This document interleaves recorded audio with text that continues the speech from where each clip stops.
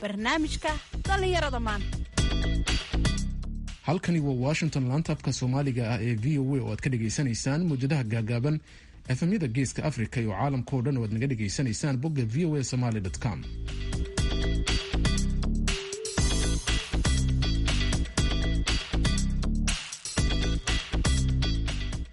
duhur wanaagsan dhegaystayaal, waa maalin Arbaco ah 13 bisha May sanadka 2020. Afrikada bari saacadu waxay tilmaamaysaa 1:00 duhurnimo. Washingtonna saacadu waa 6:00 subaxnimo. idaacadeena barnaamijka dhalinyarada maantana waxaa wada jir anagoo guryaheena joogno sababo la xiriira xanuunka COVID-19 idinla socodsiin doona Jamaal Axmed Cusmaan iyo anigoo ah Sahra Cabdi Axmed.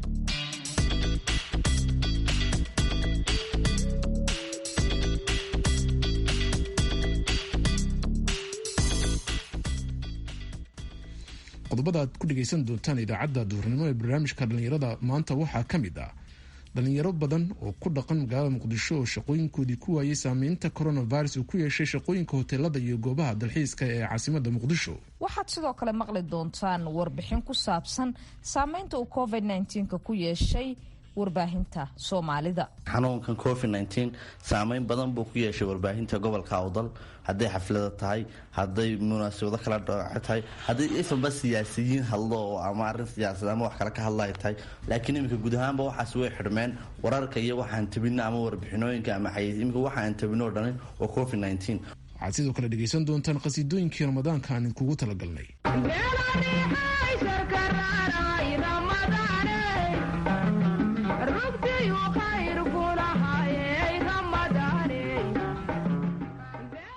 ciyaarihii iyo qodobo kale ayaan idiin haynaa, balse waxaasoo dhammi waxaa ka soo hormaraya warkii dunida.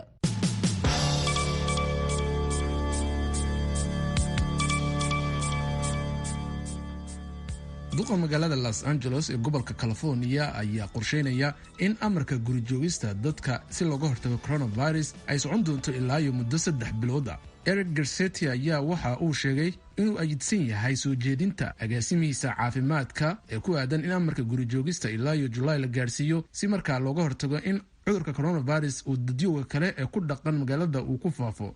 hadalkaas oo caraf fara badan ka dhexdheliyay bulshada qaarkeed oo u arkayay in amarka guri joogista la khafiifin doono. hadalka agaasimaha caafimaadka ayaa yimid iyadoo magaalooyinka qaar ee waaweyn ee Mareykanka amarka guri joogista la khafiifiyey isla mar ahaantaasina si tartiiba magaalooyinka loo furayo. ayaa Los Angeles weli waxa ay leedahay waxa suuragal ah in arrintani guri joogista ay socoto ilaa iyo Julayda soo socota. gudaha Mareykanka kiisaska ilaa iyo hadda la wariyay ayaa gaaraya 1,374,000 oo kiis, iyadoo dhimashaduna ay ku dhowdahay 82,000 qof. diidmadii madaxweyne Donald Trump uu ku diidanaa inuu soo bandhigo nuqullo ka mid a cashuuraadkii uu horey u xareeyay ayaa waxa ay noqonaysaa tallaabadaasi mid wakhtigan la horkeeno maxkamadda sare ee dalka Mareykanka, waxaana sidoo kaleeto miisaami doona waaxda cadaaladda ee Mareykanka, iyadoo xubnaha aqalka Koongareeska iyo sidoo kale dacwad oogayaashuna ay u yeelan doonaan wakhti ay baaritaano ku sameeyaan madaxweyne Trump dhaqaalihiisa. waxaa waaxda cadaaladda dalka Mareykanka ee ka doodeen 2 kees oo meeqaamkooda uu sarreeyo oo midkood uu yahay cashuur xareynta madaxweyne Trump iyo sidoo kaleeto xisaabo ku saabsan in la ogaado dhaqaalihiisa. Trump ayaa horey wuxuu u diiday in uu soo bandhigo dadweynahana uu usoo bandhigo dhaqaalihiisa iyo cashuuraad celinta uu sameeyey, waxa uuna is-hortaag ku sameeyey hay-adaha xisaabaadka ee daba joogay muddaba inay ogaadaan sirta dhaqaalihiisa. inkastoo maxkamadda federaalka ee magaalooyinka ku kala taala New York iyo Washington DC ba ay ku xukumeen sidii horey loo ogaaba in warqadihiisa cashuur celinta madaxweynaha baaritaan lagu sameeyo, hase yeeshee qareenka madaxweyne Trump ayaa waxa uu ka qaatay go'aanka maxkamadaasi sare ee ku doonayso inuu ku ogaato dhaqaalihiisa racfaan waqtiga.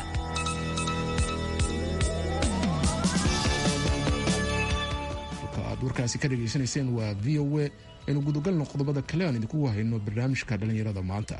boqolaal dhalinyaro ah oo isdhan ka shaqaysanayay hoteelada iyo qaybaha dalxiiska ee magaalada Muqdisho ayaa shaqooyinkoodii waayay kadib markii uu dhaqaalaha waddanku saameeyey cudurka COVID-19 ee uu dhaliyay coronavirus. arrintan ayaa culayska kusii kordhisay dhalinyarada Soomaaliyeed ee awalba la daala dhacayay shaqo la'aan iyo mandari. warbixin arrinta la xiriirta waxaa muqdisho ka soo diray cabdulqaadir maxamed cabdulle. tan iyo markii caabuqa covid-19 uu dunida saamaynta ku yeeshay meelaha sida gaarka u taabta waxaa ka mid ah hoteelada iyo dalxiiska guud ahaan adduunka. soomaaliya maqaaxiyaha iyo hoteelada waaweyn ayuu saameyn ku yeeshay. sidoo kalena dalxiiska waa meelaha sida gaarka isha loogu hayay oo soomaaliya hadda meelaha qaar dadku aad ishugu hayeen.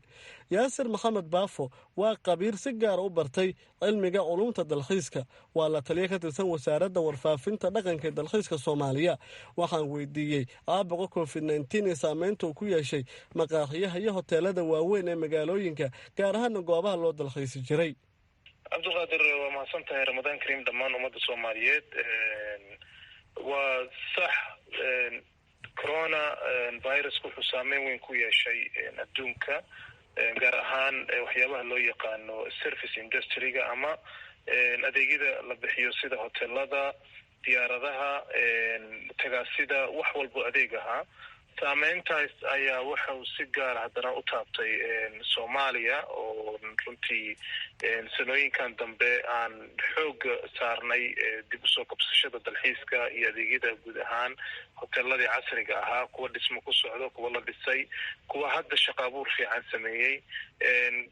koriimadaas uu korayay dalxiiska iyo martisoorka iyo adeega guud ahaan ayaa 2020 saameyn aad u weyn ku yeeshay dhaqaale ahaan iyo shaqo intaba. qoysas hoosena runtii saameyn gaara ku yeeshay, sida hooyooyinka ku iibiyo xeebahoo kale maaragtay waxyaabahan fufududoo maaragtay adeegyada gaarka bixiyo, iyagana saameyn wuxuu ku yeeshay gaar ah. kuwaasoo quutiliyoonkooda darooriga ka heli jiray maalintii wixii usoo dhaco.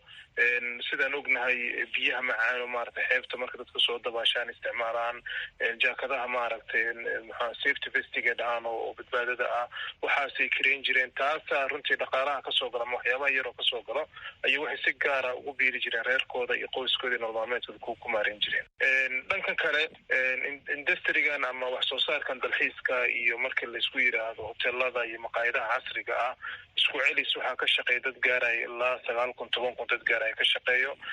dadkaasna aad ayuu u saameeyey mar haddii ay istaageen shaqooyinkii joogtada ahaa, adeegyadii la bixinayay, mishaarkii hakad uu galay, kirooyinkii hakad ay galeen. taasna runtii waxay ku noqotay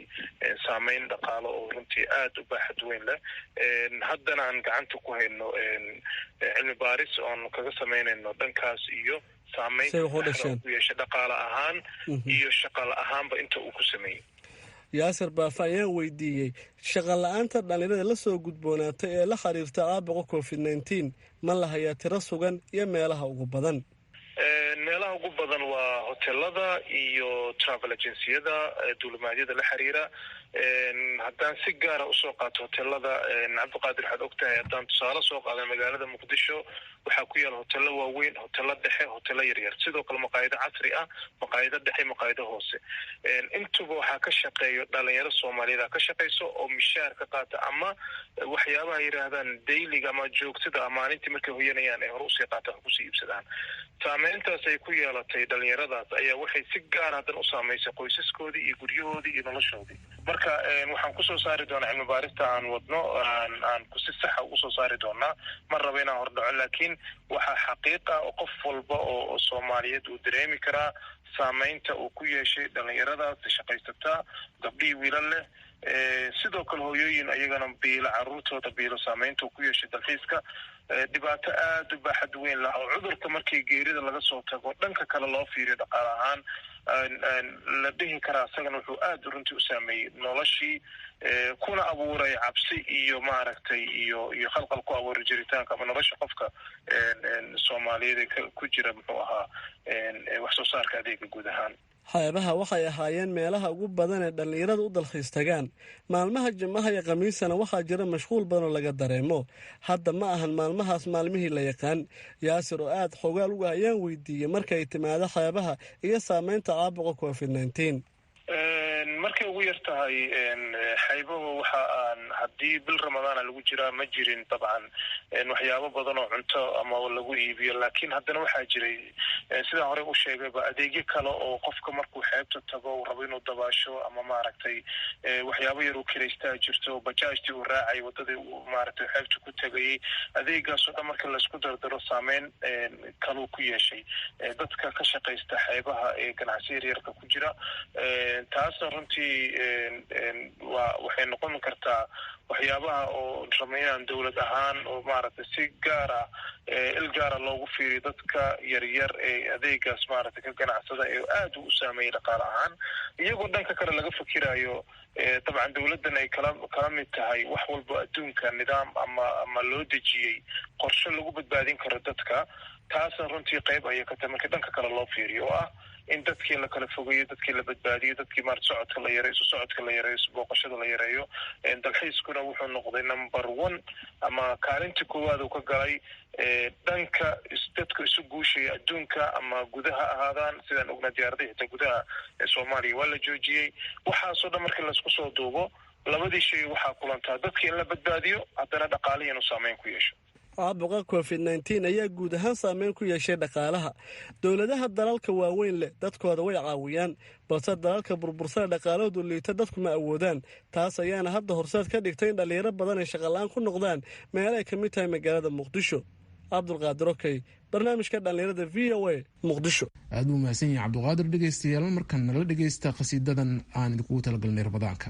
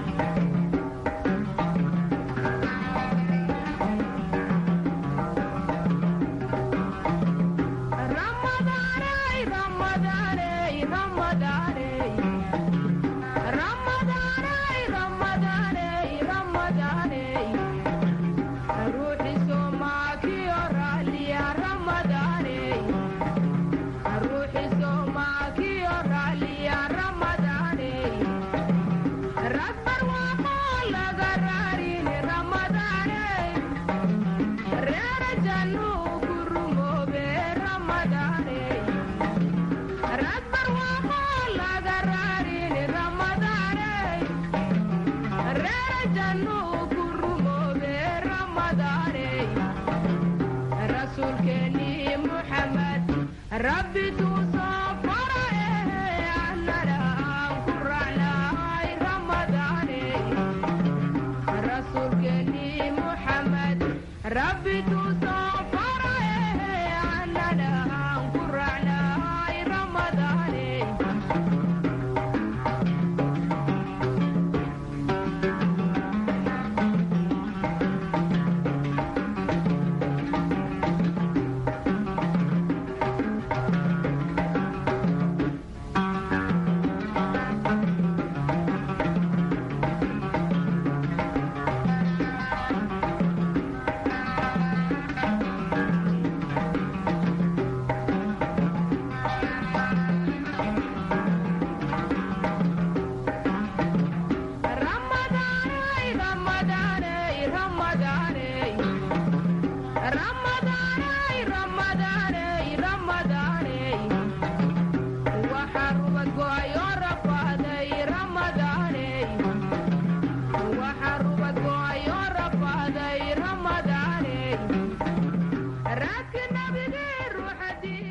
waa tahay intaasi haddaan ku dhaafno qasiidadaasi ramadaanka haatanna boorame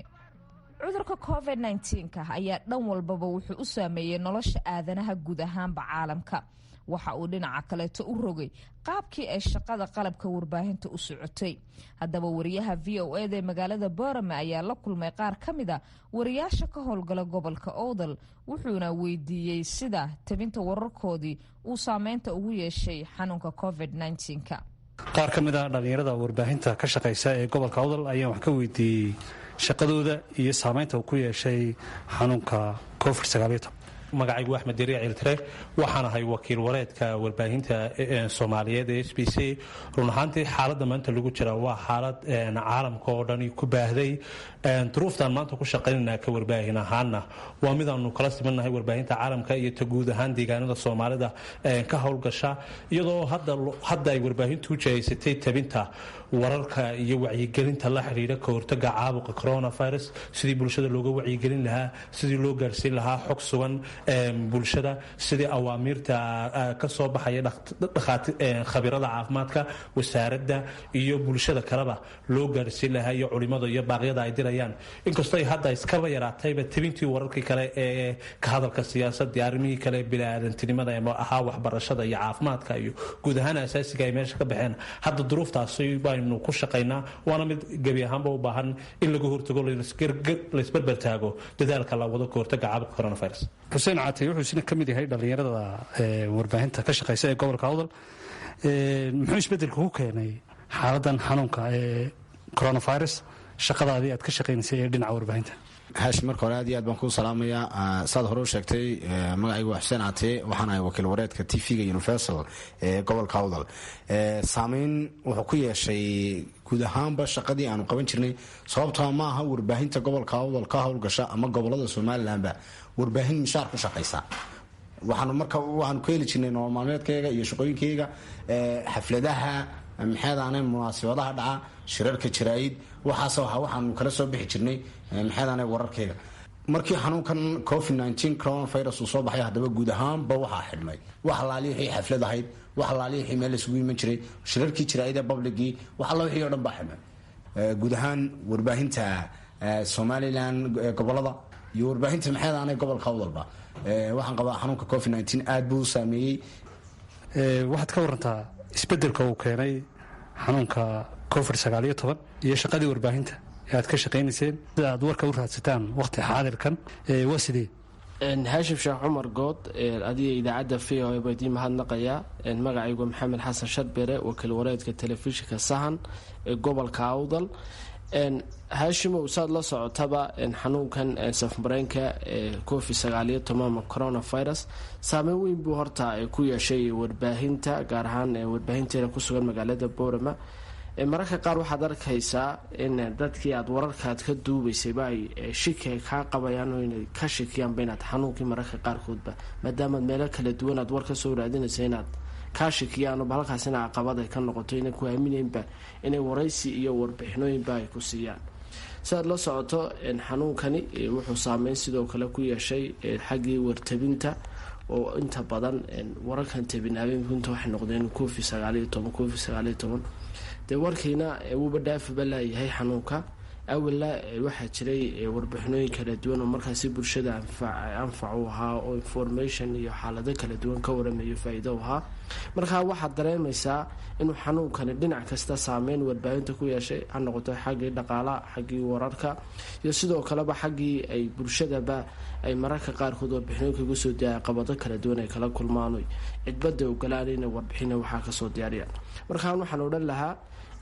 inuu ilaahay xanuunkaasi naga kaxeeyo shaqooyinkii iyo howlaan qabanaba caqabad weyn buu nagu yeeshay shacabiir wuxuu ka mid yahay isna bahda warbaahinta ee ka shaqaysa magaalada boorama shacabadu seed u aragtaa koley sheekh cumar good aad baad u mahadsan tahay adiga idaacadda v o a waxaanahay wakiil wareedka telefishinka madaxa bannaan ee bulsha t v koley xanuunkan covid 19 saameyn badan buu ku yeeshay warbaahinta gobolka awdal hadday xaflada tahay hadday munaasabado kala dhooce tahay hadday ifanba siyaasiyiin hadlo oo ama arrin siyaasad ama wax kale ka hadlay tahay laakiin iminka guud ahaanba waxaas way xidhmeen wararka iyo waxaan tabino ama warbixinooyinka ama iminka waxaan tabino dhan waa covid 19 waana waxaa loo wada shaqeynayaa bulshada si loo gaarsiin lahaa waa tabarucaad waa barasaab hadlay maayir hadlay oo covid 19 ka hadlay oo dadka wacyigelinaya markaa saameyn aad u badan ayuu ku yeeshay dhanka warbaahinta gobolka awdal gaar ahaana somalilan oo dhan ma odhan kara fardihii guud ahaan way istaageen iyo xayeysiisyadiiba cidna xayeysiisimi kama duubato waana kule xayeysiis iyo warbixin baxdiiba oo covid 19 iyo si looga hortagi lahaa iyo faraaxasha oo tabarucaad loogu shaqeynaya dadka si loo gaarsiin lahaa xayeysiisyadii laga heli jiray dhaqaalaha yara fiican iyo wixii o dhanba guud ahaan way istaageen kuwaas waxay ahaayeen dhallinyarta ka shaqaysa warbaahinta ka howlgasha boorama oo aanu ka wareysanaynay saameynta uu ku yeeshay xanuunka covid 19 dhinaca shaqadooda iyo wartabinta haashim sheekh cumar good v o a boorama haatanna waa xubintii ciyaaraha iyo cabdulqaadir samakaab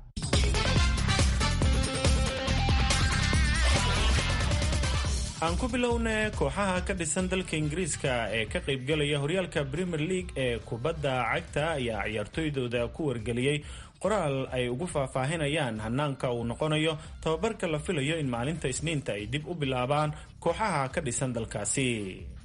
kooxaha ayaa tallaabadan u qaadaya diyaargarow ay ugu jiraan horyaalka premier leaga oo la filayo in 12 bisha juun ee soo socota uu furmo xilli lagu wargeliyey in kooxaha ay samayn karaan tababarka wixii ka bilowda 18 bisha May ee aynu ku jirno qoraalka ciyaartooyda lagu wargeliyey ayaa waxaa ku jira in maalin walba baaritaan lagu samayn doono shaqaalaha iyo ciyaartooyda kooxaha iyadoo maalinta jimcadana ay noqon doonto maalinta la samayn doono baaritaanka ugu badan ee ciyaartooyda looga baarayo xanuunka covid 19 sidoo kale qoraalka ay kooxaha ciyaartooydooda u gudbiyeen ayaa waxaa ku jira inuu sii jiri doono hanaanka kala fogaanshaha si loo xakameeyo xanuunka covid 19 iyo in ciyaartooyda ay soo xaadiraan maalin walba 8 subaxnimo qaar ka mida ciyaartooyda aan u dhalan dalka ingiriiska ee ka ciyaara horyaalka premier leaga ayaa hadda ka maqan dalkaasi kuwaas oo iyagana lagu wargeliyey in ugu dambeyn maalinta jimcada ay soo xaadiraan tababarka dalka ingiriiska oo ka mid ah dalalka yurub ee sida xoogan uu ugu faafay covid 19 ayaa waxa ay keentay in la hakiyo shaqooyinka oo ay qayb ka yihiin horyaalka premier leaga dhinaca kale kooxda Newcastle United ayaa haddii ay iibsadaan maalqabeennada Sacuudiga waxa ay u dhaqaaqi doontaa ciyaartooy magac leh si kooxdaasi dib u dhis loogu sameeyo ciyaartooyda xilli horeba lasoo hadal qaaday ayaa waxaa ka mid ah ciyaaryahan Gareth Bale oo u safta kooxda Real Madrid kaas oo aan ku faraxsanayn kooxdiisa kadib markii ay isku dhaceen tababara Zidane oo meel fagaaraha ka sheegay sanadkii hore in ciyaartooyga uu 24 saac kooxda kaga tago Newcastle ayaa Bale ku dalban doonta 53 milyan oo geni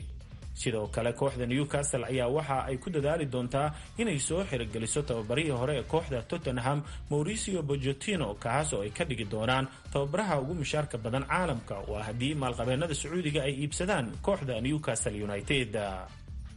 dhinaca kalena kooxda Real Madrid ayaa lacagaha ay ka helaan Gareth Bale waxa ay doonayaan inay ugu dhaqaaqaan ciyaartooy uu ka mid yahay Kingsley Coman oo u safta kooxda Bayern Munich ee dalka Jarmalka Coman ayaa waxa uu ka mid yahay ciyaartooyda ugu muhiimsan kooxda Bayern Munich lamana oga sida kooxdiisa ay ku fasixi doonto garabka weerarka ee ay hadda ku dhaartaan kooxda Bayern Munich oo in dhawaalaba doonaysay bedelka muddada dheer ee ciyaaryahan Arjen Robben oo waqtigiisii ugu wanaagsanaa ku qaatay kooxdaasi ayaa dhowr jeer oo hore u dhaqaaqday ciyaaryahan Leroy Sané oo labadii sannadood ee lasoo dhaafay ay si weyn u daba ordayeen. haddii Bayern Munich ay helaan ciyaaryahan Sané ayaa waxaa la sheegayaa inay suuragal tahay inay aqbalaan dalabka kooxda Real Madrid ee ku aadan ciyaaryahan Kingsley Coman. tababaraha kooxda Manchester City Pep Guardiola ayaa ciyaaryahan Leroy Sané keed ka dhigay xil ciyaareedkii lasoo dhaafay isagoo ka doorbidaya ciyaartoy kale oo kooxdaasi ku sugan, taas oo laga yaabo in Sané uu ku qasbo in kooxdiisa Manchester City ay ka iibiyaan kooxda Bayern Munich. wararkeennii cayaarahana waa naga intaa. mahadsanid cabdiqaadir maxamed mursal samakaab iyo xubintii ciyaaraha ayaad dhegaysanayseen. haatanna mar kale dib aynu u jallacino dhinaca iyo qhasiidooyinkii ramadaanka.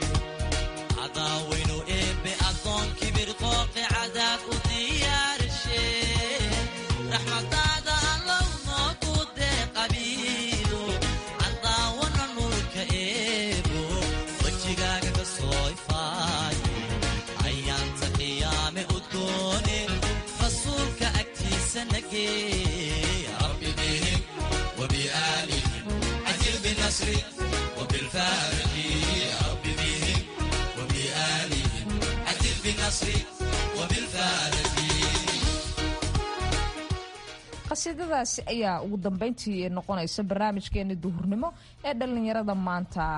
waxa ugu dambeeya tan iyo galabta intaynu kulmi doono 4 galabnimo amaba 10 saac hadba saad u taqaanin. waxaan idinku dhaafeynaa sidaasi iyo nabadgelyo. waa Jamaal Axmed Cusmaan iyo Sahar Cabdi Axmed.